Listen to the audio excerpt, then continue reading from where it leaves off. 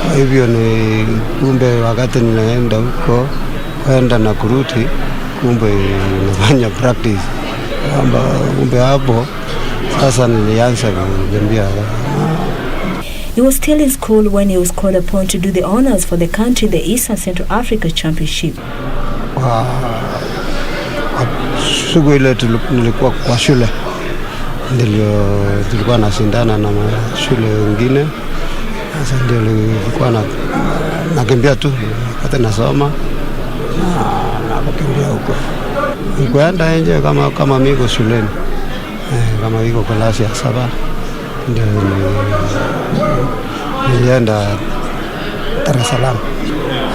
Hapo ndio nilikimbia nikafanya mzuri, alafu tukakuja tena kutoka Dar es Salaam tunaenda Rwanda ya ukanda.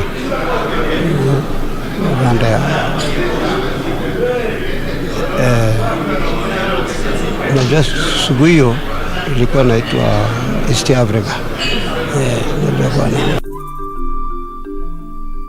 Benjamin Kogo was the first Kenyan to represent the country in the 3,000-meter steeplechase in the Olympics during the 1964 Games in Tokyo, when he narrowly missed the finals when he was eliminated in the first round hit with a 5th placing. Wasungu nilikuwa unajua ilikuwa ameendelea. Unajua wao ndio walianza kukimbia. Mchezo ndio walianza. Hivyo sasa watu wetu wamejua. Sasa wana wamekuwa maendeleo. He was also among the pioneers in the first All Africa Games in 1965 in Congo-Brazzaville, where he won the 3,000-meter steeplechase in a 1-2 sweep with Naftali Chirchir when he stopped the clock at 8 minutes 47.4 seconds. A year later, he claimed the bronze medal, the first for Kenya in the British Empire and Commonwealth Games in Kingston, Jamaica, in 8 minutes 32.81 seconds in a race won by Peter Walsh of New Zealand. Kogo could have won the gold in his second appearance in the Olympics in 1968, but he was outsprinted by Amos Abiwot at the final straight to settle for the silver in 8 minutes 51.56 seconds. Tulimaliza Biwot ilikuwa nayo mtoto wa shule, na mimi nilikuwa nimesawaja shule siku hiyo. Sasa yeye ilikuwa naendelea kwa shule huko, na mimi nilikuwa nawaja shule niko nyumbani. Hivyo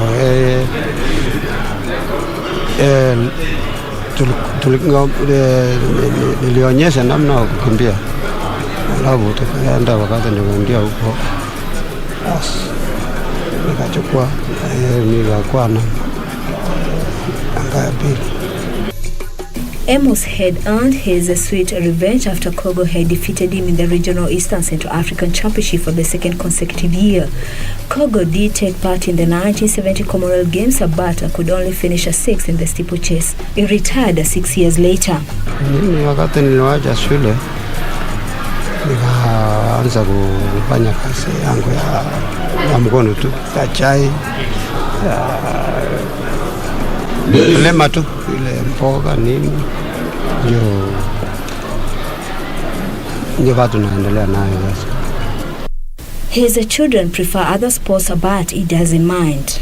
Hakuna mtoto amekimbia, watalikimbia tu hapo kawaja. Wale watu wengine watoto wengine wanapenda kukimbia, lakini wengine hata wakimbiaji wengi watoto hao hawezi kukimbia. And coming into the picture and looking very dangerous and very strong is Biwot, the unknown Kenyan. Kogo, though, is up front as they come to the last barrier. The veteran athlete is proud to have represented the country to the best of his abilities during his competitive days, noting that it's a different ballgame nowadays where many are motivated by other factors. Hiyo unajua ilikuwa siku hiyo ilikuwa nani, au kwa tulikuwa nakimbia tu kama alikuwa bana kama sasa. Unajua sasa watu wanafanya training, Siku ile tu nakimbia tu kama napenda, lakini sasa imekuwa nini? Imekuwa maendeleo ya sasa, na siku ile tu ulikuwa nakimbia tu namna mambo ya sasa amekuwa kukimbia ni unajua nakaa kama biashara, sababu mtu nakimbia anajua kitu gani naenda. Samani ilikuwa bana fikiria hiyo, sababu mtu sasa analepwa namaliza mchezo analepwa. Benjamin Kogo, who pioneered Kenya's success in the 3,000 meter steeplechase in the All Africa Games, the Commonwealth and the Olympics, is however